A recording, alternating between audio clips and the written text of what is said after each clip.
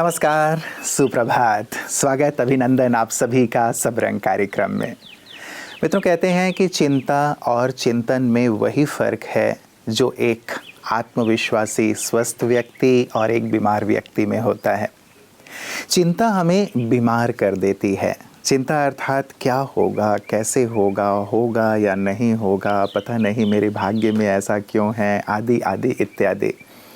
और चिंतन अर्थात ईश्वर मेरे साथ है, मेरे साथ सब कुछ अच्छा होगा। भगवान ने मुझे सृष्टि पर सुख के लिए, आनंद के लिए भेजा है और हमेशा ही उनके आशीर्वाद का हाथ मेरे सिर के ऊपर है। और यदि मैं परिश्रम करूँगा, सकारात्मक रहूँगा तो सब कुछ मेरे साथ अच्छा होगा। ये है चिंतन। कितना अंतर है ना। चिंता अंधकार की ओर लिए जाता है और चिंतन प्रकाश की ओर लिए जाता है। अब हम सबको तय करना है कि हमें चिंता करनी है या फिर चिंतन में रहना है। चिंतन सचमुच जीवन को श्रेष्ठ बना देता है, संवार देता है। इसलिए दिवस की शुरुआत तो कम से कम हम आत्मचिंतन, परमात्म चिंतन, सुंदर चिंतन से किया करें, ताकि सारा दिन ही हमारा सुंदर और श्रेष्ठ हो। और ये जब हमारी आदत में शुमार हो जाएगा तो हमारा पूरा जीवन ही सुंदर और श्रेष्ठ हो जाएगा। तो आइए आपके जीवन के सुंदरता और श्रेष्ठता की कामना के साथ चलते हैं आज के सुवाक्य की ओर। परचिंतन ही इंसान के पतन का कारण बनता है। कहते हैं कि न बुरा देखो, न बुरा बोलो और न बुरा सुनो, लेकिन आज इंसान इन्हीं बातों में लगा हुआ है। अच्छी बातें बोलना ही भूल गया है। अगर किसी ने कोई छोटी सी गलती भी कर दी तो उस पर ही चर्चा करने लग जाता है। लेकिन यह परचिंतन करना हमारे पतन का कारण बन सकता है, क्योंकि जैसा हम देखते हैं, जैसा हम बोलते हैं, वैसा ही हम बनने लगते हैं। दूसरों के अवगुणों का वर्णन करना तो बहुत ही आसान है, लेकिन अपने अवगुणों को स्वीकार तक करना मुश्किल है। इसलिए लोगों की बातों को छोड़े, सकारात्मक बातों को जीवन में लाएं। मित्रों, हमारा जीवन समस्याओं से मुक्त होगा यदि हम एक चीज़ कर लें। जब हम दूसरों को समस्याओं में देखते हैं तो जो सलाह हम दूसरों को देते हैं वही सलाह हम स्वयं को दिया करें और उस पर अमल किया करें। सच में जब कोई व्यक्ति बीमार होता है, समस्याग्रस्त होता है, हम कितने सुंदर सुंदर सुझाव या सलाह उन्हें देते हैं। यदि उन सुझावों पर हम स्वयं अमल करना शुरू कर दें तो हमारा जीवन भी समस्याओं से मुक्त हो जाएगा। तो मित्रों, केवल सुझाव ही ना दें, लेकिन उस पर अमल भी करें, ताकि जीवन तनाव से मुक्त हो, तकलीफ़ों से मुक्त हो, बीमारियों से मुक्त हो।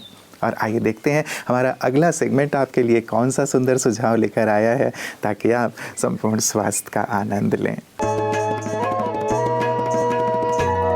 ओम शांति।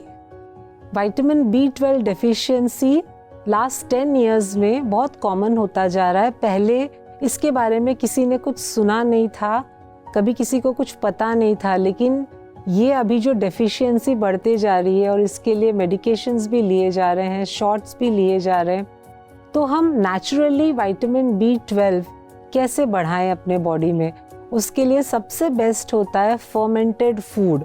और बहुत लोग एक गलती करते हैं फर्मेंटेड फूड में कि हम, जैसे बैटर होता है इडली या डोसे का बैटर, जो फर्मेंटेड फूड है, इसको हम बहुत ज़्यादा टाइम के लिए रेफ्रिजरेटर में रख के बार बार बनाते हैं। तो इससे जो गुड बैक्टीरियाज होते हैं वो कम होने लगते हैं और विटामिन B12 हमारी बॉडी को पूरी सप्लाई नहीं होती है। तो आपको अगर फर्मेंटेड फूड खाना है और आपने बैटर बनाया है तो आप ये कोशिश करें कि उसको अगले दिन सुबह या शाम तक ख़त्म कर दें, उसको 2-3 दिन तक के लिए ना रखें। दूसरा तरीका है जिसमें हम अपने विटामिन B12 को बढ़ा सकते हैं और वो है फ्रेश कर्ड, यानी कि घर में जमा हुआ दही, बाहर का पैकेटेड दही नहीं। तो घर में जमा हुआ दही, जब हम फ्रेश दही खाते हैं, अब दही भी आप फ्रिज में रख के 4-5 दिन तक खाते रहेंगे तो उसका भी कोई फ़ायदा नहीं है। तो हर दिन फ्रेशली मेड कर्ड, इसको हमें अपने डाइट में इंक्लूड करना ज़रूरी है। तो ये इन दो चीज़ों का अगर आप ध्यान रखते हैं, fermented food and freshly made curd, तो इससे हमारी जो विटामिन B12 है हमारी बॉडी में वो इंक्रीज़ होती रहेगी और हम हेल्दी होते जाएंगे। Thank you. ओम शांति। मित्रों, जीवन में कभी दिन है तो कभी रात है, कभी सुख है तो कभी दुख है। लोगों के द्वारा कई बार हमारी प्रशंसा की जाती है तो कई बार निंदा की जाती है। प्रशंसा सुनकर हम बहुत ही प्रसन्न होते हैं, खुश होते हैं, लेकिन जब हमारी निंदा होती है, ग्लानि होती है, तो हम दुखी हो जाते हैं, निराश हो जाते हैं। ऐसे में केवल अपने दिल पर हाथ रखकर हमें ये पूछना है कि क्या मैं सही हूँ? यदि मैं सही हूँ, मैं अपने कर्तव्यों का सही तरह निर्वहन कर रहा हूँ, अपने दायित्वों का सही तरह निर्वाह कर रहा हूँ और सही रास्ते पर हूँ, तो फिर मुझे परेशान होने की आवश्यकता नहीं है। लोगों का तो काम ही है कुछ ना कुछ कहना, कभी महिमा करेंगे तो कभी ग्लानि करेंगे, लेकिन मैं अपने कर्तव्य पथ पर अडिग होकर चलता चलूँ। यदि मैं सत्य हूँ तो सभी अवश्य ही मेरी वाहवाही करेंगे, मेरा अनुसरण करेंगे। और यही करते हैं हमारे विशिष्ट जन भी, लोगों की बातों की परवाह किए बिना अपने रास्ते पर, अपने ध्येय की ओर बढ़ते चले जाते हैं और एक दिन हम सभी को प्रेरित करने वाले बन जाते हैं। आइए देखें विशिष्ट की बातें विशेष में आज खास प्रेरणा लेकर हमारे साथ कौन है।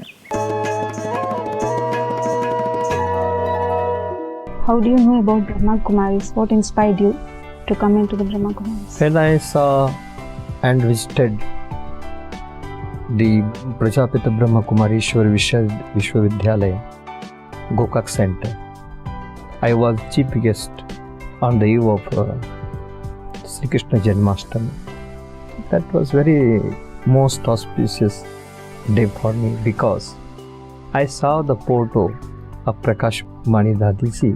That photo was very much impressed to me because the radiant face was there. I think the whole face was full of divine energy. That was most impressed to me to come and join with the Prajapita Brahma Kumari Vishwavidyalaya. Could you please share your experience in headquarters of Madhuban? Yes, because it is the most important thing. I had read so many books, thousands together, but when I shared with this Prajapita Brahma Kumari Vishwavidyalaya in this atmosphere, I thought that was not necessary to me because the direct knowledge and evergreen and never-ending knowledge and pure knowledge is given here. The purest knowledge on this universe, because this will be given by the Shiv Baba, no? Therefore it is a pure knowledge. I think that is not necessary to read other books also, because every day we are hearing the Murali. Murali is a great, I think it's most important. You had a special experience in Pandavavan. Yes. So what is that? When I visited to the Pandav Bhavan, I visited 4 places: Baba's room, Baba ka kamra, and Tower of Peace. At that time, I was full of joy, rejoice, and I have been enlightened there.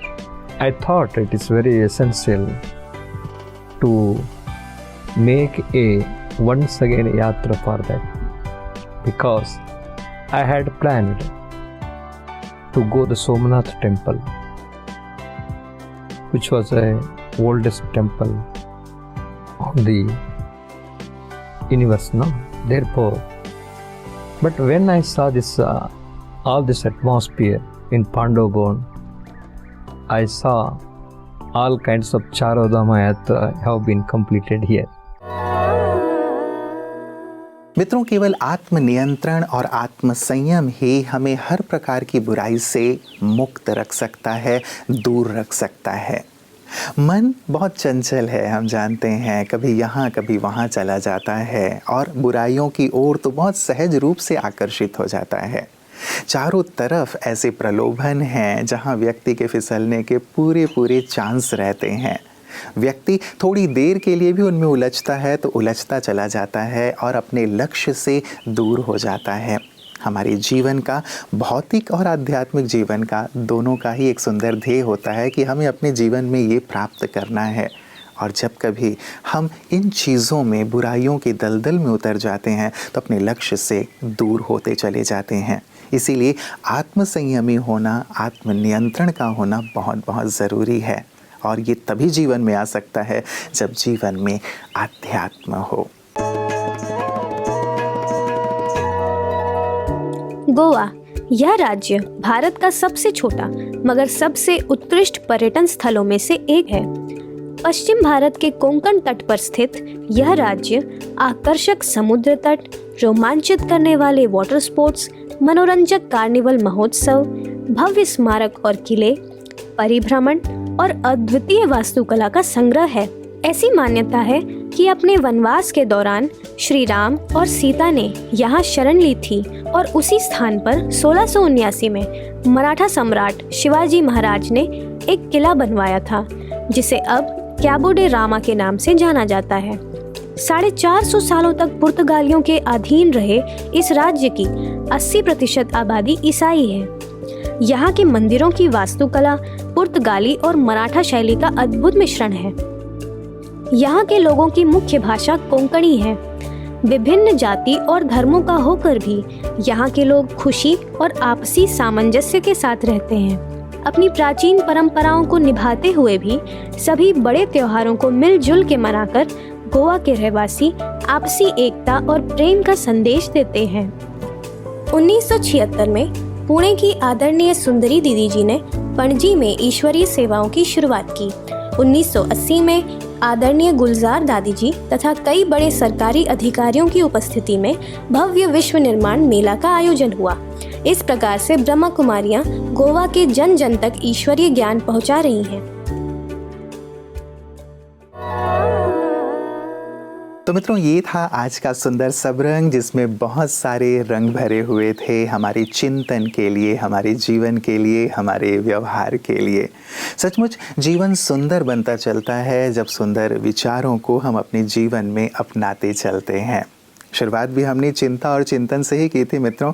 चिंता जीवन को राख कर देता है, जबकि चिंतन हमारे जीवन को सोने तुल्य, हीरे तुल्य बना देता है। इसीलिए आज सारे दिन सुंदर चिंतन में ही रहिएगा। अच्छा चिंतन अपने लिए भी, अपनों के लिए भी, समाज और संसार के लिए भी, कि सब कुछ अच्छे से अच्छा होगा। सचमुच जब हम अच्छे चिंतन में रहते हैं तो सब कुछ अच्छा होता चलता है। लॉ ऑफ अट्रैक्शन भी तो यही कहता है ना, कि जैसा आप सोचते हैं वैसा होता चलता है, वैसा वातावरण बनता जाता है, और प्रकृति भी वही चीज़ें हमें प्रदान करती है। तो क्यों ना हम वो सोचें जो हम अपने लिए, अपनों के लिए चाहते हैं, वो न सोचें जो हम अपने लिए या अपनों के लिए, समाज के लिए नहीं चाहते।